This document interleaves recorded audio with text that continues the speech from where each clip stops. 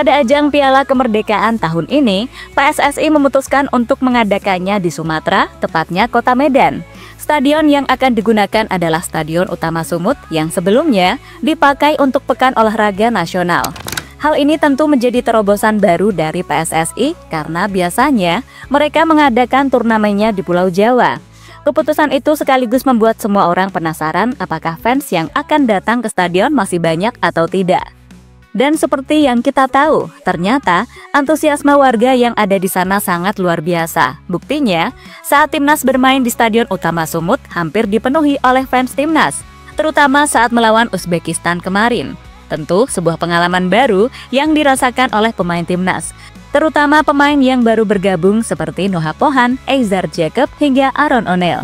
Bahkan mereka akhirnya juga merasakan beberapa tradisi yang biasanya dilakukan oleh timnas Indonesia setelah pertandingan selesai.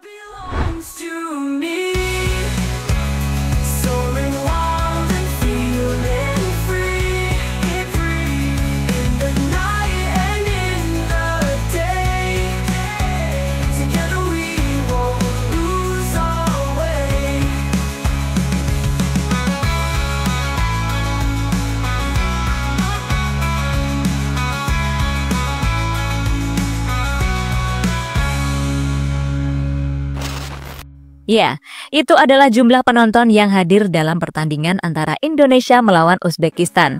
Berdasarkan catatan, fans yang datang ke stadion ada sekitar 21.000 lebih. Tentu sebuah jumlah yang sangat luar biasa untuk ukuran timnas level kelompok umur. Karena seperti yang kita tahu, kapasitas Stadion Sumut itu ada di angka 25.000. Jadi kurang sekitar 4.000 lagi, stadion tersebut dipenuhi oleh fans Indonesia. Hal ini semakin menunjukkan jika antusiasme kepada timnas Indonesia masih sangat tinggi, sekaligus membuktikan jika antusiasme itu tak hanya terjadi di Pulau Jawa, melainkan di pulau lain juga menunjukkan hal demikian.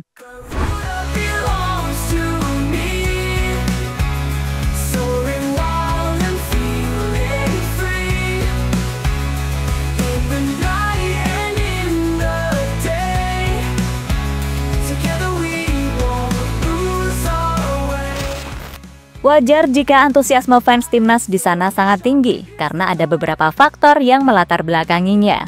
Faktor pertama adalah saat timnas Indonesia jarang bermain di sana, atau bahkan ini mungkin baru pertama kali.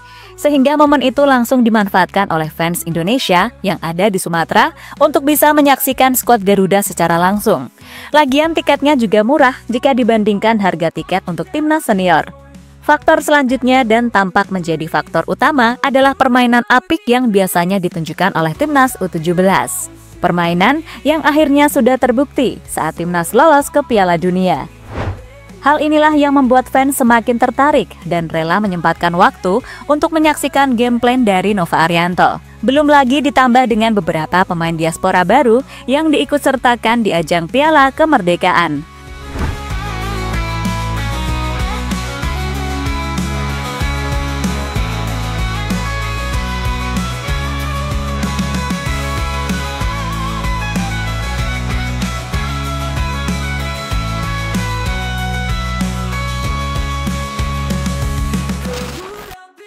Noah Pohan jadi sorotan pas nyanyi sama Ultras Garuda. Salah satu pemain diaspora baru yang membela timnas U17 adalah Noah Pohan. Kebetulan pemain yang bermain bersama NEC Breda itu juga memiliki darah keturunan Batak, sehingga saat bermain di Piala Kemerdekaan dirinya merasa pulang kampung. Di ajang Piala Kemerdekaan kali ini, Noah Pohan juga sudah diberi kesempatan dalam 2 pertandingan yang dijalani timnas Indonesia. Soal performanya cukup bagus untuk ukuran pemain berusia 15 tahun tersebut. Noah Pohan juga sudah mulai mengenal beberapa budaya serta tradisi dari timnas Indonesia. Salah satunya adalah menyanyikan lagu Tanah Airku setelah pertandingan selesai.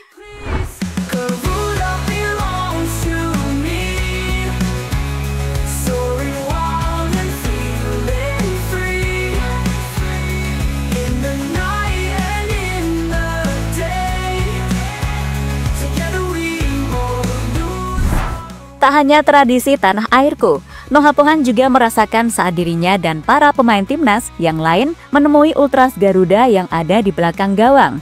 dipimpin Kapten Putu Panji. Mereka kemudian nyanyi bersama dengan Ultras. Momen yang saat itu membuat Noh Hapohan langsung mendapatkan sorotan karena hal seperti ini masih baru baginya.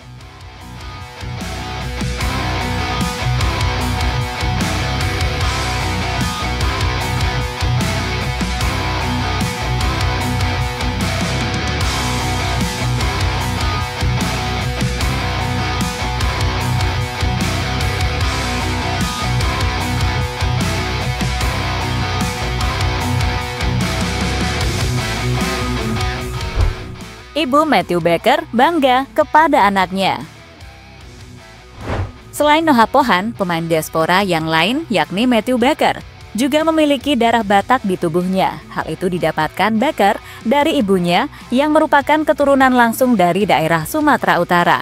Itu berarti Baker juga merasa seperti pulang kampung karena dirinya bermain di hadapan masyarakat Sumatera Utara. Berhubung bermain di tanah leluhur sendiri, Baker langsung menjadi idola dari fans yang ada di sana. Tentu, sebuah momen yang membuat Ibu Baker bangga karena anaknya benar-benar dihargai saat membela timnas Indonesia.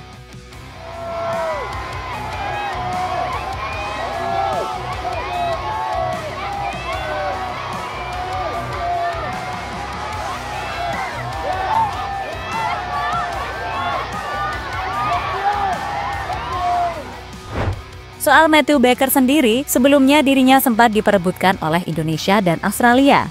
Namun dengan mantap, pemain berusia 16 tahun tersebut tetap memilih timnas Indonesia. Keputusan Baker itu tentunya juga mendapatkan dukungan dari sang ibu yang pastinya ingin melihat anaknya membela Indonesia. Dan hal itu ternyata juga tidak dipermasalahkan oleh ayah Baker yang notabene adalah orang Australia. Bahkan dalam sebuah kesempatan, ayah Baker dengan bangga menceritakan asal-usul anaknya yang memang memiliki garis keturunan dari Indonesia.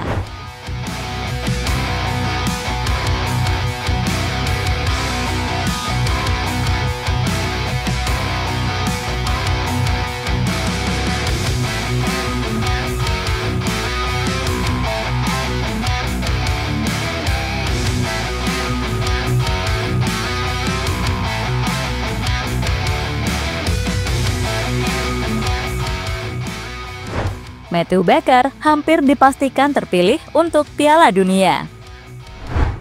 Keputusan Baker untuk membela Indonesia ketimbang Australia adalah keputusan yang tepat. Alasannya adalah karena kemungkinan besar dirinya akan menjadi bagian dari skuad Indonesia yang akan bermain di Piala Dunia U17. Jika melihat performanya yang sangat konsisten, maka pantas saja jika Baker akan dengan mudah mendapatkan satu tiket untuk mengisi slot pemain timnas yang akan berangkat ke Qatar. Sementara itu, pemain diaspora yang lain, hal ini masih 50-50 karena semua itu masih tergantung keputusan dari Coach Nova. Lagian di ajang Piala Kemerdekaan tahun ini, performa mereka juga belum terlalu menonjol. Mengenai diaspora sendiri, nantinya timnas Indonesia akan kembali mendapatkan tambahan karena sebelumnya Coach Nova telah memanggil 9 pemain diaspora baru untuk datang ke TC Bali beberapa waktu yang lalu. Mereka akan menjalani serangkaian seleksi dan akan dipilih oleh Coach Nova menjelang Piala Dunia dimulai. Jadi semoga saja pilihan dari Coach Nova tidak salah agar pemain diaspora yang dipilih bisa memberikan dampak yang besar bagi timnas Indonesia.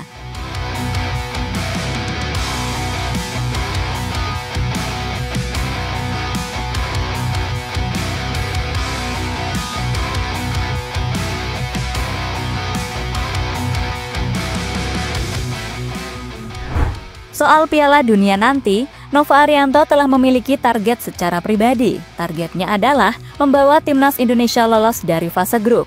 Jika itu mampu dilakukan, maka prestasi tersebut sudah melampaui dari keikutsertaan Indonesia sebelumnya.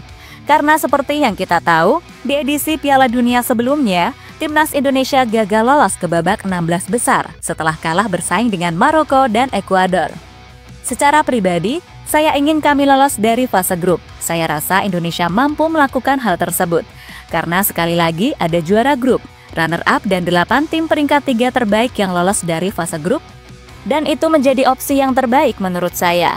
Dan kita lihat kalau secara grup kita baik. Saya ingin kita lolos ke babak selanjutnya, kata Nova Arianto pada media.